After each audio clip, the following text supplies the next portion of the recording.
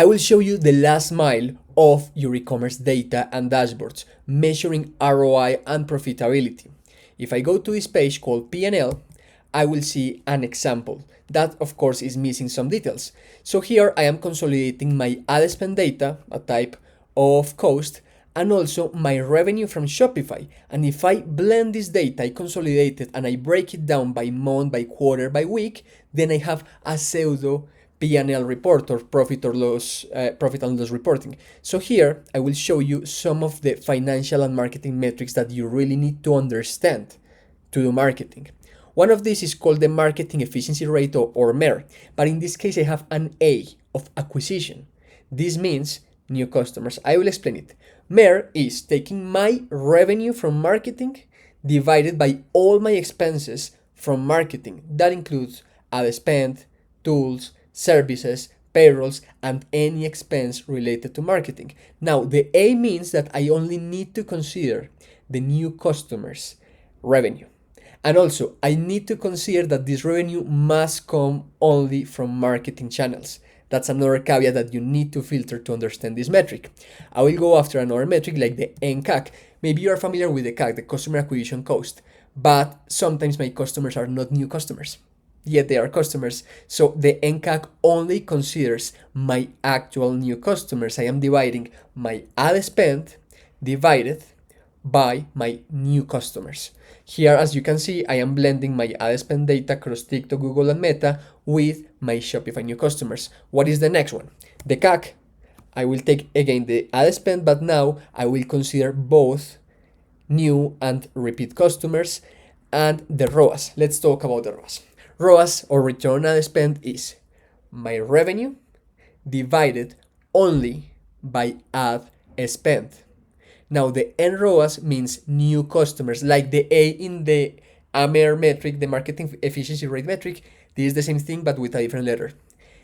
ROAS, or new customer ROAS, only considers the return on advertising spend for new customers. As you can see, I am measuring new customers' total sales or total revenue divided by my blended ad spend.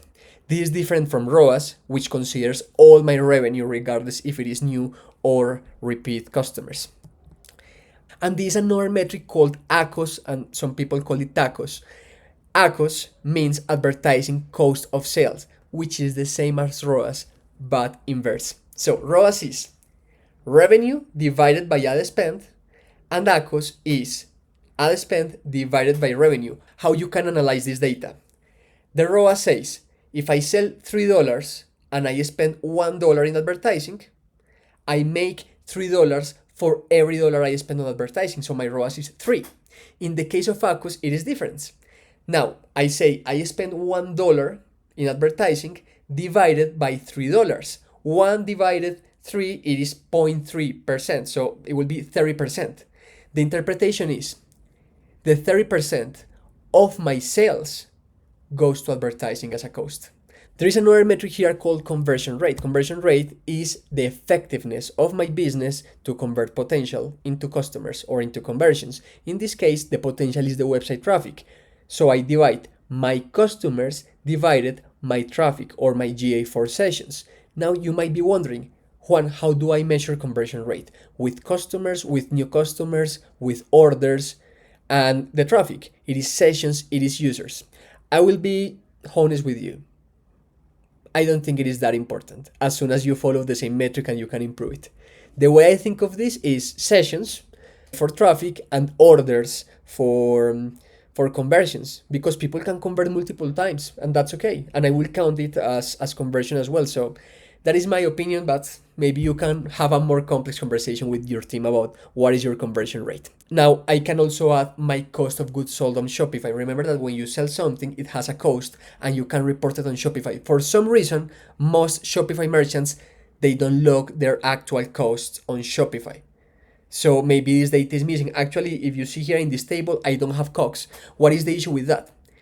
My gross profit is the formula, the net sales of Shopify minus my cost of goods sold. That will be my gross profit. As I don't have COGS reported here, then I cannot have my gross profit. If I take my gross profit, let's say I have it, and I also subtract or I remove the ad spend, then I have my contribution margin. And after other expenses, fixed and variable expenses, then I will get my profit, my operating margin, I will say. So I wanted to show you this because you see that there are many caveats and nuances to have this data correctly. I will say my opinion though. If you work in finance, you really need a lot of accuracy because it is accounting and you need to be very accurate with this. However, in marketing, I think you need to be directional. Do the best as you can, collect as much data as you can, and work with that. And only focus on the variation of that particular metric. Another recommendation, as you see here, we are connecting Shopify, GA4, and advertising, but if you want to connect other data, like other expenses, your goals, other costs, and so on, what I recommend is to learn how to blend your Google Sheet data here on Looker Studio. At Power Metrics, we have a new feature that lets you connect your Google Sheets where you have all this data and it blends it automatically with all this data. And with that, you can measure your actual profitability.